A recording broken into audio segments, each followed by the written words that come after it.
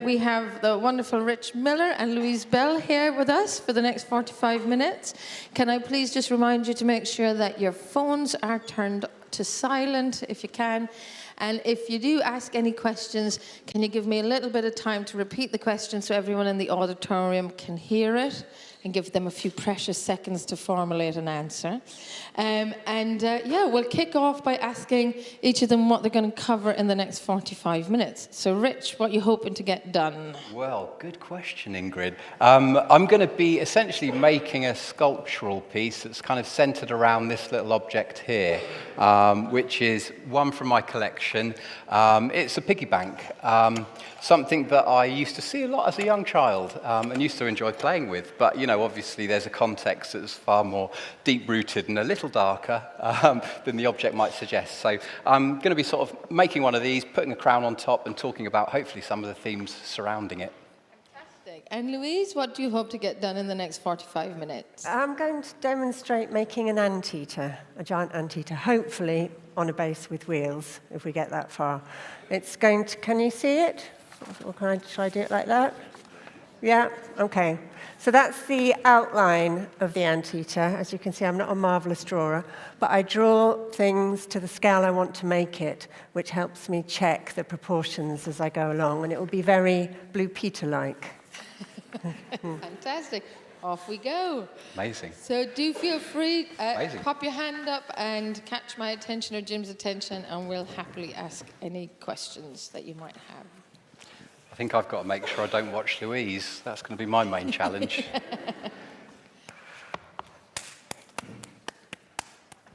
So you've come with something you've made a little earlier. Yeah. You know, you've got to be a fan of Blue Peter, haven't you, really, in this game? You know, I think most of what I do is really, it would be considered very slow process, probably in no way a spectator sport now, because I kind of relish in the slow pace of making, but there we go. So yeah, I tend to make lots of different components and then assemble them. But, you know, I guess a bit of an extension of play, really. Yeah. Kind of approach it like play, but... Bricolage. Yeah, definitely.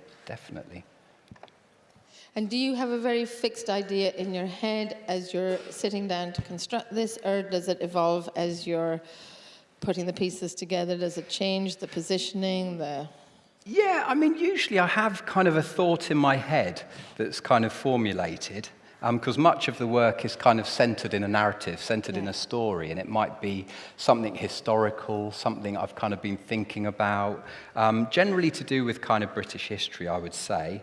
And then I kind of create something that sort of hopefully reflects that, or is something that can kind of form a starting point for a conversation. You know, of which I've had some really lovely ones so far this last couple of days. It's so yeah, you know, everything is usually kind of comes from an idea, and then I'm realizing that idea, I guess. But equally, while I'm making, things crop up. You know, you never know really where it's going to take you. So, but yeah, undoubtedly, you know, I'll be listening to something on the radio, or I've been. For those of you who are into podcasts, I've been listening a lot to the Empire podcast, which is amazing. And, you know, something will just spark an idea, and it might be a kind of a historical story that, you know, gives me a really strong visual thought. And then I almost feel like I have to vent it. So I'm up in the studio. You know, yeah, doesn't sound very posh, does it, shed? Up in the studio till the early hours, you know, just trying to kind of vent this idea or thought, really, so that it's kind of out there and permanent, you know, while I can remember it. But, yeah. But I've always been someone who kind of enjoys playing, you know, and experimenting. So, yeah, there's been lots of crossovers over the years with different sort of making techniques and ways of producing things, but, yeah. Louise, would you explain your... Yes. Yeah, what... You have a lot of thought processes behind your work. Would you like to elaborate a little bit on what you're doing? Yes, I hand build, and it's obviously hollow, and I do it by making thumb pots. So that's the basis of it. And I don't know whether you saw, But with this one, which is going to be the tail, I just started off with a shape like that, so the top was a bit more pointy. And because I couldn't get my thumb all the way down there, and also I've got arthritis in both my thumbs, so I found a way of starting the thumb pot, which makes it a lot easier. So I put the, if I do it on another one, bear with me. So it's made up of different components. So when I've showed how to the components I make, I'm then going to take the pieces that have firmed up that I've already made and put those together. And then I'll move on to another piece that has been formally made and do the finishing. Yes, so if I start off like that, I put a dowel in it and roll it. So it's like making a hollow, like a tube, and you're rolling it from the inside, which is just one of my favorite ways of doing things. I mean, you can make really big things doing it like this. And saves all the pressure on your thumb. It saves the pressure on my thumbs, yeah. So, so this is the bigger one. I'm trying to make this one quite large. And then literally it's all pinched out. And the middle part, so I start with the body, and I would, I don't know if you can see this. So I take a shape and think, okay, the middle part will be like an egg, like two of these thumb pots put together. And then the tail is another large thumb pot, as large as I can get it. And the snout, so I don't need to actually make all these, I just want to kind of show you how these are done. And the snout is quite fun. And that is a long tube-like shape. And then it all gets put together. But these are, I'm making at the moment animals that are in danger of extinction. And this is a giant anteater. And they're rather marvelous. They have great big tails that they wrap around them at night to keep them warm. And incredibly long tongues, which I did try and make once, but it was no good because they just snap off too easily. Right, so I just start with a shape like that.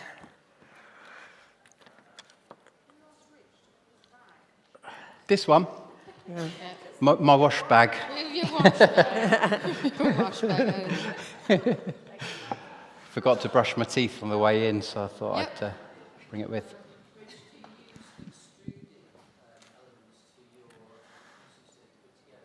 Yeah, completely. Oh, sorry, I'll just repeat the question for everyone. The question is, Rich, do you use extruded elements to bring your pieces together? Yeah, so every piece is kind of a cobbling together of lots of different techniques, and I do love playing, as I say. So I've taken to kind of 3D printing extruder die plates, so I can kind of dictate the profile of the extrusion. But I guess it's an extension of that, Play-Doh machine. There's something so satisfying about it. But yeah, I do use it. But I kind of like the way you can kind of create structure from a cross-section. There's something about seeing something in the flat and then taking that and creating something three-dimensional. So yeah, I use a lot of extruded sections, particularly for the crown arms. Usually, if I'm making the base of a crown, I'll use an extruded section for that, just because you get kind of a crispness and a kind of a clarity to that shape through the extruder that sort of I haven't managed to achieve with throwing, probably down to my throwing more than it is the technique. But yeah, so I kind of use that as a base, and then I kind of usually put thrown components on top, and then other extruded sections. I use two-piece press molds, just a straightforward drop-out mold. But I kind of like the use of all of these different processes, because, particularly with plasterwork and things, it allows you to use like found objects and then realize those in clay, but still retain some of the qualities of the original material, and then kind of incorporate that with thrown elements. But I do, if I can, as much as the work probably looks really anal and really tight, I kind of quite like to keep sort of an essence of whichever process I've used, if I can. But, I'm a bit of a fiddler, so I'll probably destroy all the good stuff, yeah. And here's some that you made earlier. Yes. Go on, explain. So you imagine, so I've just demonstrated very quickly the snout, which would fit onto my drawing like that, and the tail like that, and the two thumb pots together. So, but then they have to firm up quite a lot because the dryness of the clay, or the wetness of the clay, is so important to how the shape holds together. So this is two thumb pots put together and then very technically bashed into shape. Right, that's one of my favourite parts. So it's an old spatula. And then I've just made a mark where the bottom will be, and I've got my tail, and I'm going to fix it so it goes down at an angle. It's one of the reasons it's really nice to make things out of a series of thumb pots, because then you can alter the angle. Obviously, you could do that if you were coiling, but I'm not so mad on coiling. And I actually should give a shout out to a potter called Susan Hall. And she wrote a book called Pottery for Beginners, which is about making models of animals. And that's where I learnt a lot of these sort of techniques and adapted them. Right, now I don't want huge amounts of clay, so I've just done a little mark around where I'm putting this, and I'm going to take this bit out. And I quite like to do it with one of these pastry cutters, just because it's neat and it's quite easy. Okay, so take that out, and then it also means that I can tidy up the inside of it. So all the joins are really firm, and I want to make sure that the thickness is the same all the way through the animal. So then I just pinch this bit out a little bit. And now I'm going to score and slip both sides and stick them together. Not so interesting to watch. So. Regarding Susan Halls, I wondered if you saw her exhibition of cats and pigs at Ruthin Craft Centre. No, I didn't. No, I knew it was on, and I'd love to. Yeah. I'd love to meet her actually. Some real characters. Yes. I mean, is character part of the desire that you try to create with your individual? Yes. I mean, obviously, I'm not trying to do something that's completely realistic. Whatever animal I'm doing, I look at photographs and I look at all sorts of sources, but I like to take parts of it and emphasize it, like the length of the nose or the general shape. And they end up having a bit of a humorous element, but I don't really know why. I don't do it on purpose. And I really love folk art, especially sort of Mexican folk art, so I think I'm quite influenced by that. Oops. I will say, can I say? I don't know, Yeah, sorry. fire away. I will say, one thing that's amazing about this festival is Louise and I had a really interesting conversation on the Thursday evening when we got together. And considering our work, they're probably considered at polar opposites in terms of like outwardly, appearing very different. But it was so interesting. We found a really interesting common thread between our approaches and how we were working. Because we were talking about toys. I'd listened to a thing about this walrus tusk that had been found, and it had been carved as a boomerang, and it was previously thought that humans were sculpting these items kind of only up until 15,000 years ago, but this one they'd kind of dated at 30,000 years old, and so it's kind of completely changed the understanding of what humans were capable of creating at what point in history.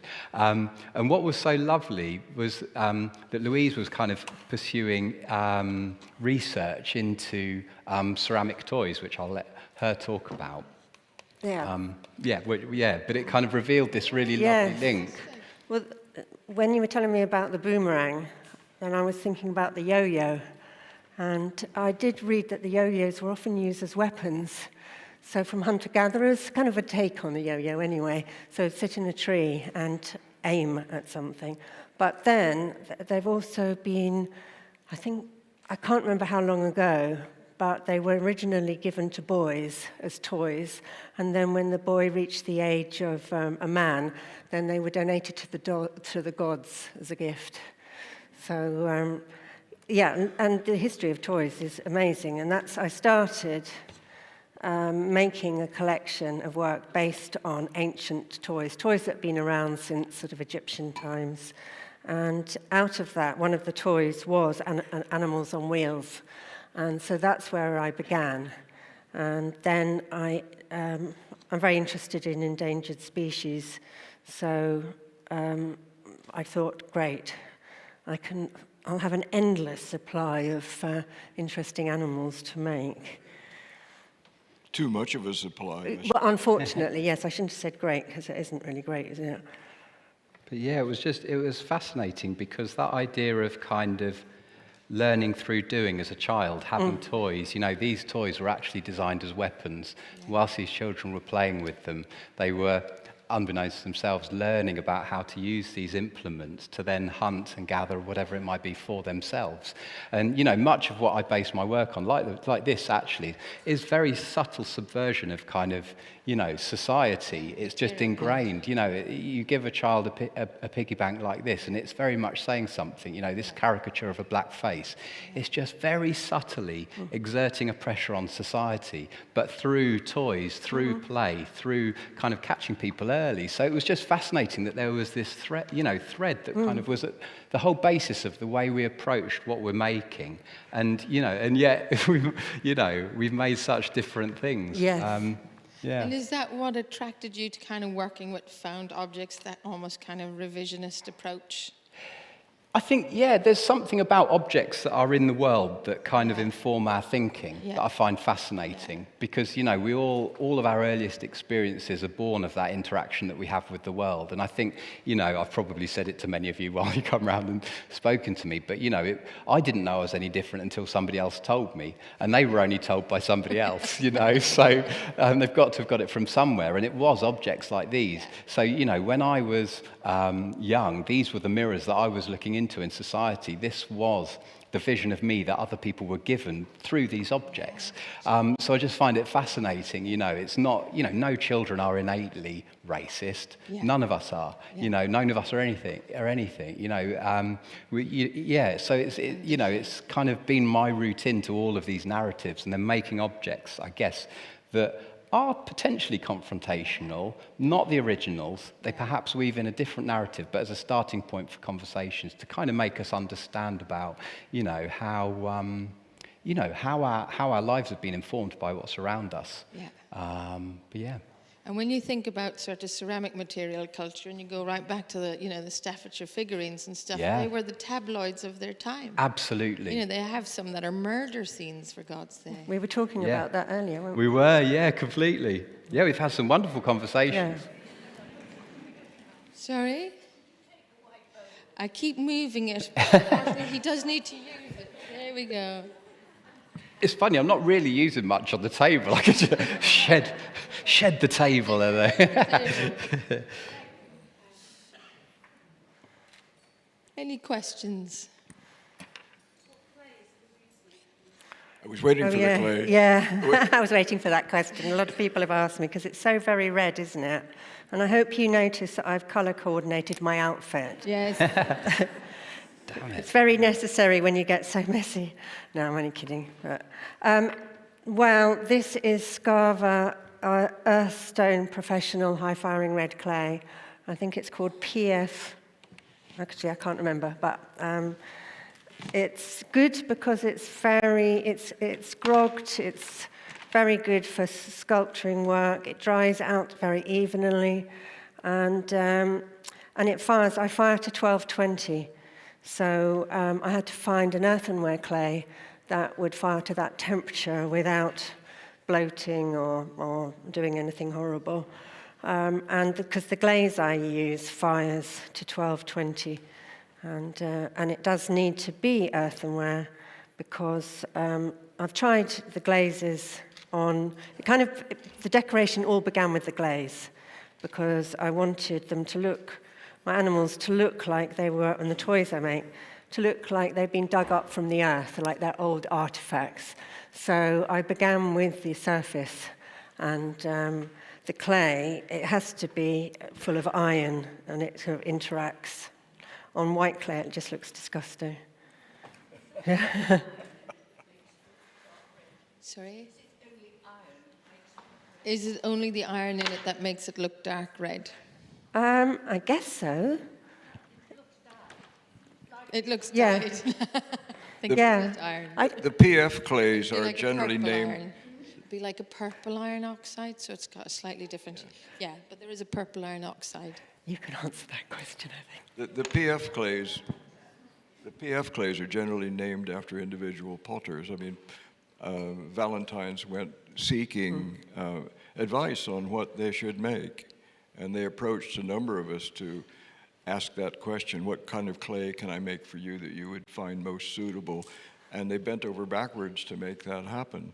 And the result is that they actually have done very well for themselves, and can charge a premium for it. Yes, And they it's very built a new factory expensive. on the basis of it. Yeah. So whichever clay this is, when you said PF in front, I Yeah. immediately expect to find a Richard clay or a Yeah. I've got a tile making clay that was from sort of making tiles for many years. Yes. But I used to use a clay from St Agnes in Cornwall, John Doble's. They make beautiful, beautiful clays. I just sort of, when I was growing the business, I kind of got to the stage where I just needed more than could be produced at their facility down in St Agnes. So Pot Clays designed me a body. The fantastic Mark Winkle, sadly no longer with us, but incredible person, so passionate about clay and potters and makers, and he designed a clay for me, and that is purchasable from Pot Clays now. I'm not getting a commission, incidentally. Quite honestly, I'm not. But you know, it's. So your clays is a Pot Clays version. This is a Pot Clays version of the body. It's a very heavily grogged, lots of coarse grade malachite. You know, it's a funny body really, because even though it's a tile body and it's very coarse, like you'd expect a crank to be, it's not very plastic. So actually, you can't make massive tiles in it. Right. So I often get people saying, "Oh, I'm making a 30 centimetre square tile," and it keeps cracking. It's like, because it hasn't got enough plasticity to kind of hold itself together. So, but yeah, if you're making small tiles, it's your body. Yeah.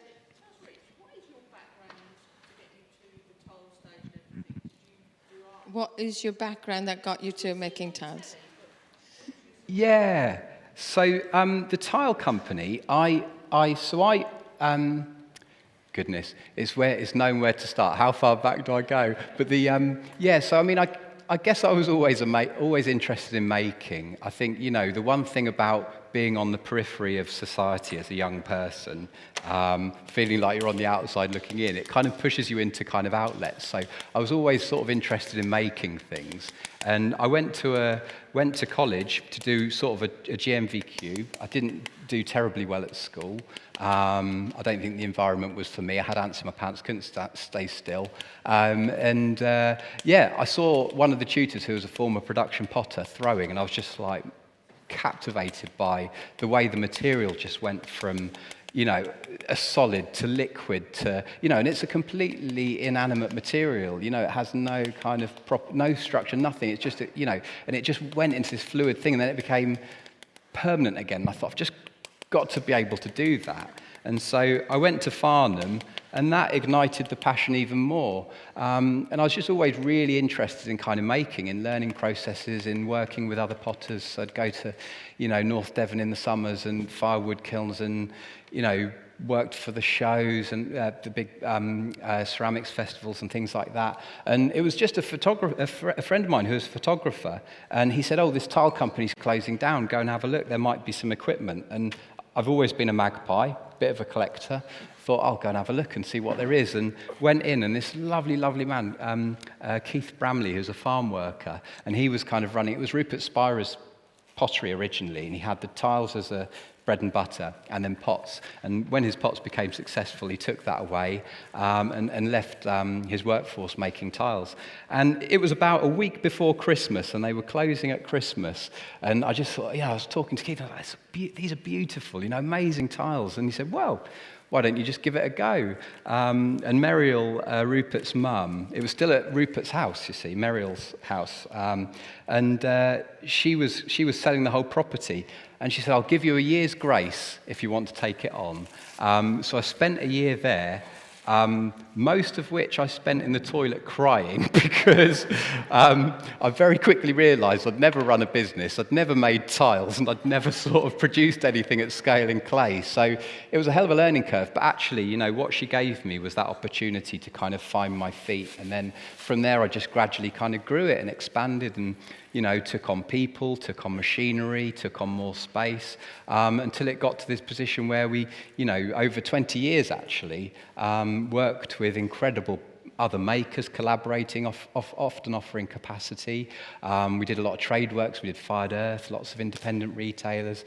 We did, you know, commercial jobs, restaurants, bars, lots of work all over the world, and it was amazing. But after I had the first shoulder operated on, and the energy prices skyrocketed, I sort of started to question whether, you know, I could see myself doing it in another 20 years. And you know, as much as I loved it, it was a very, very, anybody who produces in clay at scale and employs people, and, you know, it's just a tough game. It's a tough game. You've got to be energetic to do it. And I think, you know, in the early days, it was naivety and youthful enthusiasm that kind of carried me along. And I don't know whether it was as that ebbed away, you know, but yeah, I think it just got to the stage where I felt like I'd done as much as I could do, and I just wanted new challenges. But yeah, you know, the lovely thing about it was I could do that all day, and then I was still going home, going out into the studio, and you know, making my own work, you know. So it was a kind of a separate enough entity that it didn't kind of douse my passion for other aspects of ceramics. But I was always learning. I was learning about other people's techniques. You know, every job was different. We had restoration work, so I learned about a lot of historical processes. You know, I learned so much that I count myself very lucky. But you know, I often maintain I'd still have hair if I hadn't gone down that route, because it was very stressful. But it was wonderful. So that was kind of my routine. And really, I think in terms of the throwdown, I sort of only ever really got involved because they came to see me to talk about kind of challenges and things. And I showed them a bit of what I did, and I was a bit of a kind of, I'll do a bit of this, I'll do a bit of that. You know, maybe none of it well, who knows? But they kind of discovered they needed someone who had a kind of a broad knowledge of different processes to kind of look after the work in between. And, you know, despite the first few series appearing like everything just blew up and everything was, you know, disastrous, I like to think I helped with Kevin, you know, amazing, Kevin Millward, you know, to sort of shape something that was kind of achievable within that kind of format, because ultimately it was a bit of a meeting in the middle, really. The rush drying is phenomenal, isn't it? Yeah, completely. So, yeah, that was kind of what got me into it, really. Yeah, just a kind of a passion, and and certainly the tiles, it was just an opportunist looking for some equipment, you know. And a naivety, because I don't know if I'd be brave enough to do something like that now, knowing what I know. Not that I'd put anybody off. If you've got the opportunity, go for it. You'll learn loads. Where did your background come from on these? Where my background? Yeah. Oh, gosh. Well, I'm going to talk about that in my talk, but just to be brief. Yeah, but lots of us won't be there. Ah, yes. I did pottery at O-level at school. I loved it, and I failed it, and it completely shattered me. And I didn't even decorate my own house. I thought I didn't have a creative bone in my body. So for 10 years, and then when I was, well, a bit more than that, when I was about 30, I became a single parent, and I desperately needed something for me. And I thought, well, I did love pottery. I might be useless at it, but so I joined an evening class. And I so loved it. And so I did the same evening class 2 years in a row. And then I was recommended to go and do City and Guilds. So I did that. And then, so over the years, I then took some time out to do some City Lit diploma in London, which was fantastic in fine art and applied arts. And I studied actually psychology by profession and taught at FE colleges. And then it wasn't until 2016 when I was made redundant that I just thought I've got to have a change. And I applied to get on the pottery throwdown actually, but they wouldn't have me. I don't have anything to do with that bit of it. I don't have anything to do with that bit. Every time I watch the pottery throwdown and I see people throwing, I'm just so grateful I didn't get on. It would have been awful. But anyway, I just thought, okay, and now I've got to continue my pottery journey. And an MA in craft had just opened up at Brighton University, and I got onto that and did that full-time for a year. And then I did the Hot House through the Craft Council, which is like a business, was a business year, fantastic. And so that kind of set me up. And they're two incredibly inspirational stories. Yeah. Thank you for sharing. Yeah. Can I just say that I didn't show you how to make the legs, but they were just a coil, like that, just a tiny cone with the stick in, roll them out a bit, and then the anteater's front legs go backwards so they can scrape the earth mounds and get the ants out. So then I just take the end and bend it. It's not a very complicated process. It's difficult getting them the right size and very important to let the clay firm up enough. Otherwise, I put them on, try and stand it up, everything squashes. So therefore, that's why I've now got, I think it's the final piece, I'm going to put the legs that I've made before on. So those are the front legs, those are the back legs. I've marked on here where they're going to be. And again, I'm going to take some of the clay out. It's probably not necessary, but I just like trying to make it as light as I can. So doing that with this cutter. What is the... Oh, it's just resting in something from old packaging, basically. Expanded foam. Yeah, it's quite handy just to keep bits and pieces when you think, oh, that will be useful.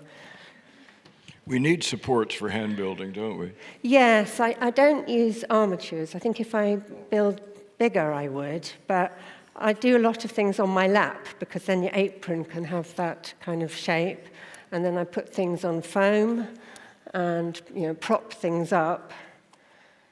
But, so then it's more slipping and scoring and putting the legs on, and then I'll show you the finishing. Louise, sorry, we had a question there. Is there paper inside that form? Pardon? Is there paper inside? There is, yes. I don't always do, which is another reason to cut the holes, because then you can get the paper out. It could stay in, because it will just burn away, but I put the paper in because of coming here, and I wanted it to stay firm and to dry a bit from the inside. When it burns out, it sets off your smoke alarm. Pardon? If it burns out, it sets off your smoke alarm. It could. Yeah. So, Rich, do you have a particular part of this whole process that's your favourite part? Do you know what? It's going to be the most boring answer, and Yeah. it's probably going to say a lot about my personality. But I will share it because we're amongst friends. It's actually rolling the balls. Because, do you know what? I think it's because it's as closely aligned to the tile production, the monotony of tile production that I absolutely loved. And I've got my set of little scales, and I weigh them to within 0.3 of a gram. And and it's that kind of probably, that slightly strange part of me that loves to kind of just sit there of an evening, listening to something, maybe drinking a bit of something, who knows. And I just weigh these little lumps of clay, put them to one side, and then I take them through and I bring them back and I roll control them. And I know we often talk about that idea of meditation through the process, but it really is meditative. I just get lost in it. And it's when I do probably my most valuable thinking, because I can kind of switch off and I'm just in a zone. And, if you're measuring 1.5 gram balls, then, and you get one on the nose, you're like, hooray, get result, it's a very satisfying, underrated process, I would say. So, I used to be like that in my father's butcher shop with a pound of mince. Right, Mince on the scales, I was like, yeah. Completely, yeah. And the tiles were all about that, just that kind of, honing the process to within an inch of its life. So you're literally just doing the same process again and again and again. And the more precise you get, the more your expectation of that precision rises, So when you get it right, it's like, yeah, it's a winner. It's going to be 0.003%. Exactly. Otherwise, it just won't do. Any other questions? Oh, yeah. Rich isn't using slip, just using water. With a face of disdain, I gotta say. So, if I'm doing big things, then I'll generally use slip. But actually, I've generally found if you're bonding things that are a similar consistency, cross-hatching feels like something that's belt and braces and then water. But actually, you're kind of just creating two surfaces. And then if you put the liquid in and you give it a wiggle, you're kind of creating that slip in situ. So I often find that's enough. If it doesn't work for you, all I can do is apologize in advance. But, generally speaking, for smaller things like this, the consistencies are all the same. I make all the components at different times, but then I put them in boxes. Like this box has got plaster in the bottom, and I'll wet that down, and that'll keep small things, wet at a certain consistency for a period of time. I wrap things up. So I make all these different components, and then I wrap them, set them aside, get them to a similar consistency, and then, on the whole, you can get away with just a bit of scoring, a bit of water, and bonding them together. But, like at the moment, I'm making these big, sort of 60, 65 centimetre pendant shades for the new craftsmaker, and they're only 9 mil thick, it's quite thin for a large section. They don't have a base or a top because they're for light. And on those kinds of things, I always ensure that the joins are super, super tight, and I'll use slip in those off the same body. But for little things like that, I've been able to get away with it, so I've just carried on. It's like all these things. Rules are only really there to be broken, aren't they? Yeah. We've got about 7 minutes left. Amazing. How many minutes left? Oh, 7. Oh. I missed my 15. What happened to the 15 minutes? I forgot.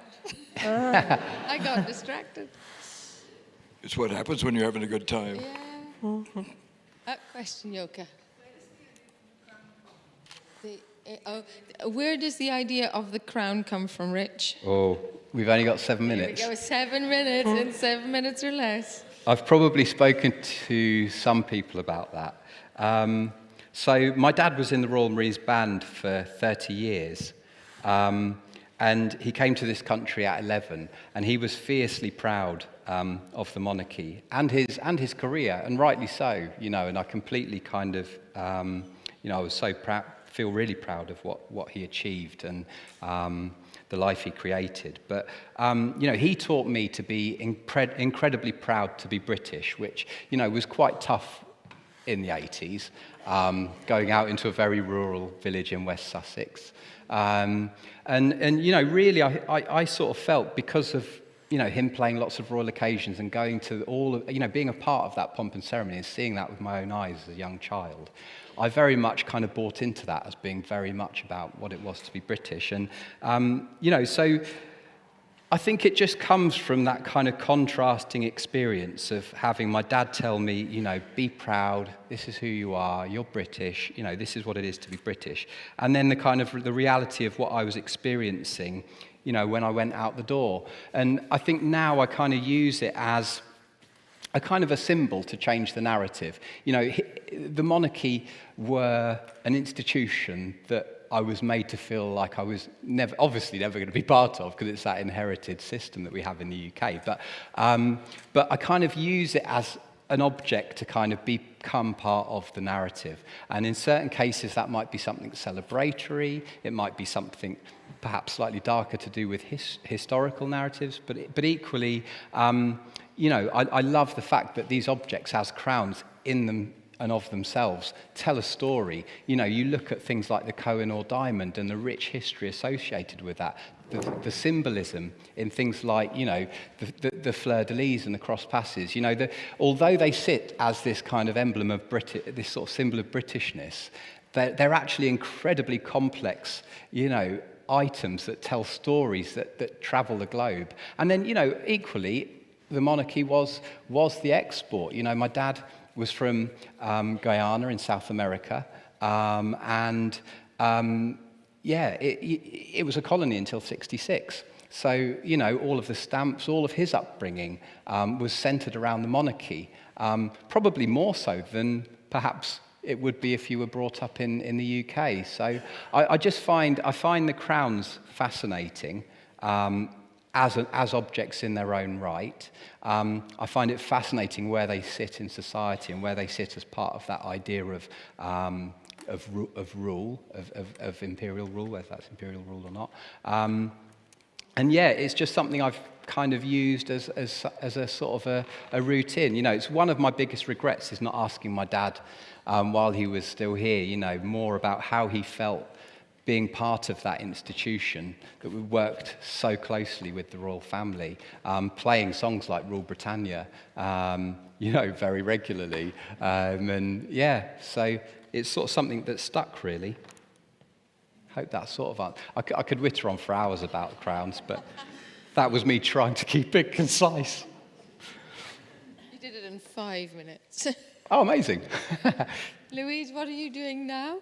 I'm just attaching the anteater. I don't put it on all of them, but I have like a dark bit of hair that goes all the way over the top. And so I'm trying to do it all incredibly fast because of the time limit. And the legs are attached, and they're in the right place. So the next thing I would do is put a coil around them, and I would also sort out the texture of the body, but I'm doing another demonstration tomorrow morning, which is the emphasis is going to be on decoration and texture. So I'm going to have to do that then, because there just isn't the time now. So the body wouldn't be left this rough. It would have... I would start with a surf form, which I really like this, because I really like the finish it gives. So I just go over it to give it to make sure there are no lumps and bumps. And not always, but I often leave all the marks of the surf form because I just like it. So that's my surf form demonstration. Does glaze ever feature? Like that. Does glaze ever feature in your... Oh, yes. Yeah. So again, I shall talk about that tomorrow, simply because there isn't the time. But go through several phases like this. I would put slip on this, and then I'd bisque fire, and then I'd put on underglazes, and then I very often bisque fire again, because when I put on the glaze, I like to take some of the glaze off, and if you put it straight on over the underglaze, sometimes the underglaze comes off as well, but not always. And and then I use a sparkly lithium glaze, and fire to 1220 in an electric kiln. And then sometimes there's enamel or luster, so sometimes it will be 4 firings. Wow. We've got one last question. And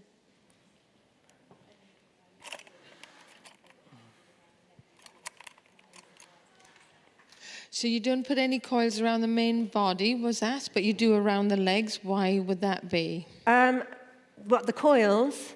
Well, very often, I can't know whether you can see here, the coil, because it needs to be, that would be a bit of an indent, and I want to make the surface so that the legs look more part of the body rather than stuck on. And I do put coils around the body. When I joined that to that, you can just see the remnants of the coils there. So I kind of do belt and braces. I score it, slip it, stick it, coil it. And the same on that side.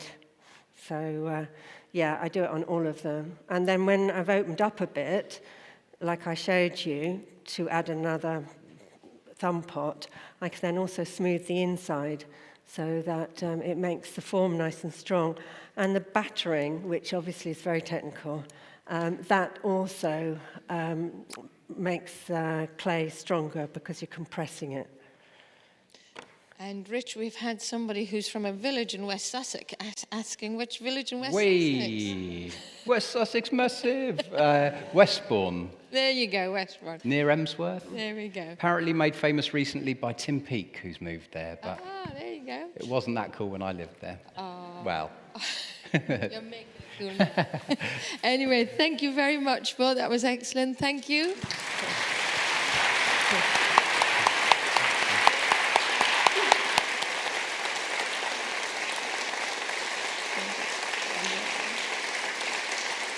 And do be sure to pop up to the demonstrators exhibition to see the finished works, because it's a joy seeing them after seeing how they've been made. Thank you, everyone.